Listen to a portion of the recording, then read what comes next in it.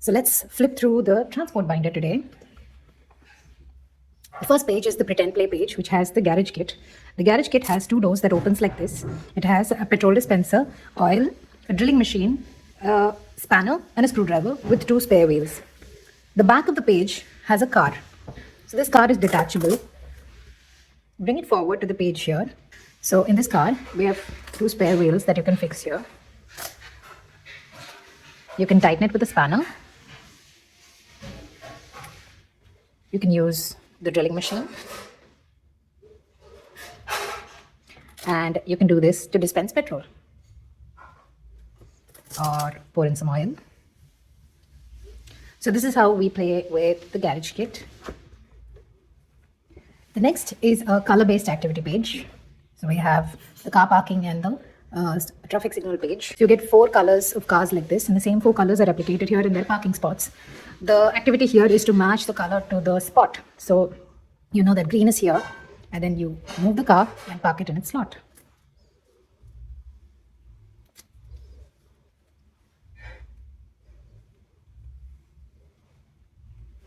The next page is the traffic signal page, which helps people understand the meaning of colors. So right now the traffic signal is showing red. That means stop. Now this is easy to correlate because the colors are the same. We can replace that with the yellow and the green, right? So the yellow comes here. This means that you have to wait. And when you change the yellow to green, green means go. The next page is a shape related activity. So you see there's a truck here. These are all the boxes. Now we're going to fill up the truck with boxes by breaking down the shapes. So you can see there are 6 squares here, but you also know that 2 squares can make a rectangle. So we have extra pages here, extra parts here. And you could do any combination to fill this up. So I'm going to align, say, 2 squares, 1 rectangle, and 2 more squares. So that's how you fill up the container. The next activity is making shapes out of roads. We all know that the first shape to teach is a triangle. So you can join 3 lines over here, 3 roads, and you have a triangle. So we have up to 6 pieces, which will be available in the pouch behind. So you can go up to a hexagon to form different shapes. Not just that, you can use the roads that we have from this particular page. Pick up the car from this page, and they can even act like they're driving the car. Right? Cute, isn't it? So next up, we have a number related activity. So this is like a counting activity here. You get 4 cards with different vehicles over here. So this is a unicycle. This is a car, a tricycle, and a bicycle. So we have 4 wheels here. Now when you point out one particular card on the page and you ask the child to count the number of wheels on it. So let's say we're looking at the bicycle. You can see that there are 2 wheels. 1, 2. A unicycle has 1 wheel. A tricycle has 3 wheels.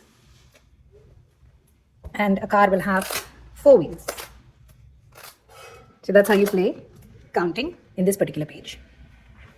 The next page is again a number related activity where you're connecting train compartments. So here we have different compartments with the numbers mentioned on them. And it's about learning sequence. After the engine, you get compartment number 1, number 2, number 3, number 4, and number 5. So you see, we have a cute little train which you can use to play around. The next is a puzzle related page. So in this page we have, in this particular side we have 3 parts. So we're going to learn air, water and road transportation, right? So I have a car, I have an aeroplane and a ship, and we have the sky, the sea and the road. So the car goes on the road. The aeroplane flies in the sky. And the ship sails in the sea. And the next page is assembly of an excavator. So you see we have these parts. We also have these stones or boulders that you use to pick up with the excavator. So the first thing is assembly, obviously. So we have 4 wheels.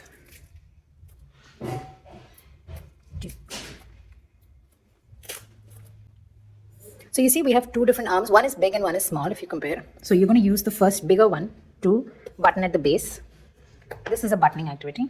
And then the next smaller arm comes here. So this moves around. And the last part is the scoop, which you have to button here.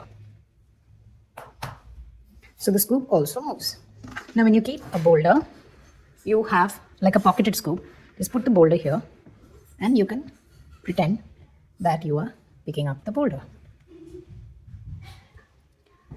And in the end, we have the accessory pouch where you can keep all the extra parts and the book.